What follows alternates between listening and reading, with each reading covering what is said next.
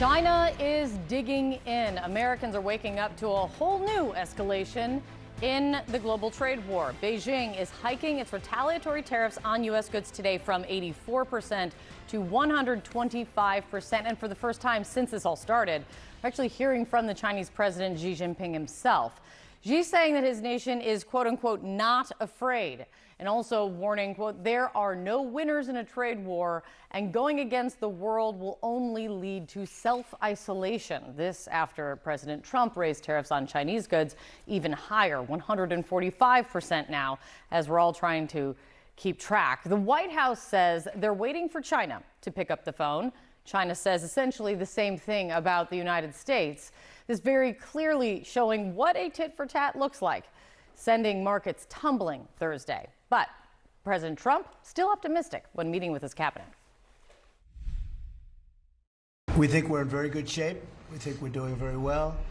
Again, there'll be a transition cost and transition problems, but in the end, it's going to be a beautiful thing. Stock futures are right now up across the board. Let's see if they stay a beautiful thing today. But what is concerning investors a lot right at the moment, the U.S. dollar falling to its weakest level against the euro in 3 years. CNN's Elena Treen at the White House for us once again. CNN's Mark Stewart, we're not letting him go. He's in Beijing for us. Mark, tell us more about China's counterpunch and what it's going to mean. Hi, Kate. Good morning. Look, none of this is a surprise. These latest tariffs are very much in the Chinese playbook.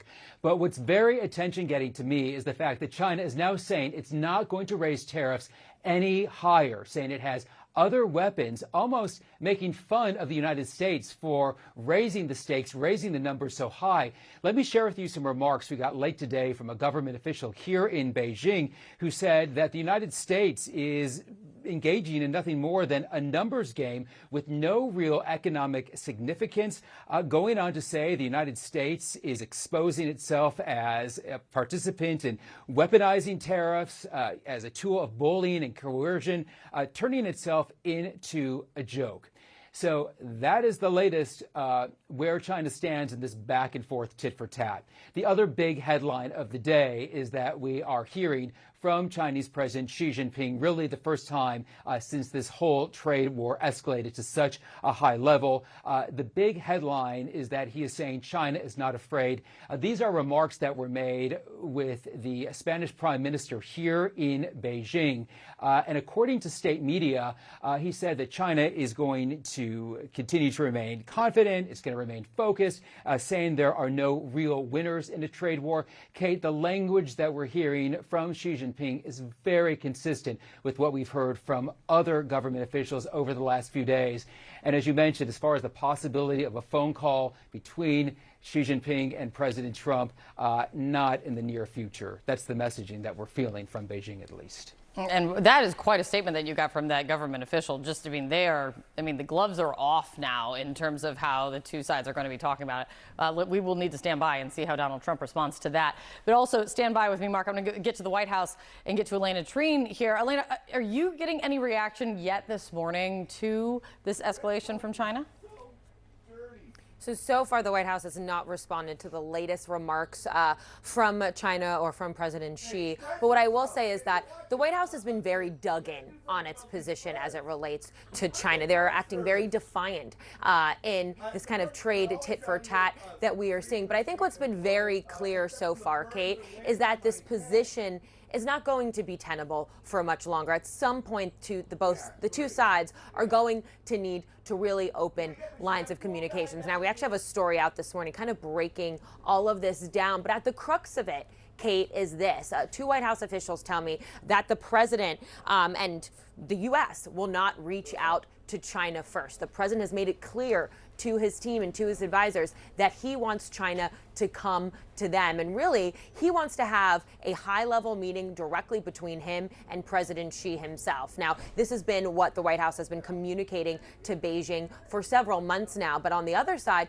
we also know that Beijing does not really want to have that high-level meeting. What they've been trying to do is open communications at a lower level. And so really, there's been this stalemate and no talks at all going on right now between the Trump administration and that of President Xi. Now, one hurdle of what we're hearing behind the scenes here at the White House is that the president believes that President Xi does not want to be seen as weak. And that's really as well kind of what's coming into this refusal and waiting to see who blinks first here. Now, we've also heard President Donald Trump say that he is confident that he can reach a deal at some point. He said that he believes China will come around. He said China wants to make a deal. They just don't know how to go about it. They're proud people. We've heard similar rhetoric from some of his top economic advisors saying that the ball is now in China's court.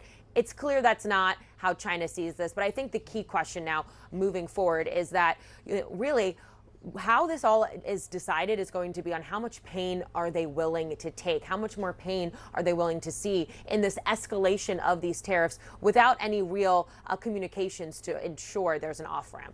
Yeah, exactly. How much pain is the Trump administration willing to endure, and also the American people? How much pain is China willing to endure as well? Elena, stick with me. Mark, in this moment, this tit for tat has been going on now, for quite some time. Why do you think, and what are you hearing about why Xi Jinping is speaking out in this moment? I think really two reasons, Kate. Number one, simply being it's time. The Chinese economy, in addition to what's happening now, is already dealing for Xi Jinping to continue to build national unity, to build national pride as it deals with yet another economic headwind. And then the other reason, if we look at the calendar, Xi Jinping is about to embark on a trip to Cambodia, to Vietnam, and Malaysia. These are key trading partners. These are relationships that he has been strengthening over the years. So as he builds bridges to these other nations, it's a way to also project some stability and to let the world know where China stands and that it is a strong, formidable player. Absolutely. Vietnam, one of the nations also that the Trump administration is trying to prioritize and renegotiating a trade deal now. All of it related, likely none of it a coincidence in this moment. Mark, thank you so much. Elena at the White House for us, as always. Thank you guys very, very much. Kit, while I have you, and this is actually some information that we just received right now from the State Council Tariff Commission, saying in a statement a short while ago that China will be raising retaliatory tariffs on U.S. imports to 125%. This is information that's just coming into CNN right now, again, citing the State Council Tariff Commission. I'm curious what your immediate reaction is with your expertise, this counterstrike, shall we call it, from China directed at the U.S. business market. It's not so surprising, in the sense that they'll do the same. The key, of course, is that the U.S. is the big importer. The Chinese don't import anything like as much from the United States as the United States imports from China. So other countries come back with a tariff response. But the whole starting point from this in the United States was we're running a massive trade deficit, and we don't run big surpluses with anybody. So we can raise tariffs on you, and if you retaliate, it has less impact on us net. So I'm not massively surprised. It just keeps the whole thing, the chance of quick resolution and of us getting back to a world of free trade seem to be fading, and there will be a negative growth effect around the world that it's going to be hard to avoid now. Fascinating. And finally, Kit, I'm curious, what are some of those factors that, and speaking of foreign investment, what are some of those factors that can tend to scare foreign investors away from U.S. assets? Is it this talk of tariffs? No, I think it's if the tariffs reduce the profitability of U.S. companies, do I need to own so many of my U.S. equities? They've done fantastically. Am I worried that if the Chinese decide they no longer want to hold U.S. treasuries to the size that they used to, that I'm going to cause a loss of the U.S. Treasury market's really important status as the safest asset in the world, and the rise in U.S. yields?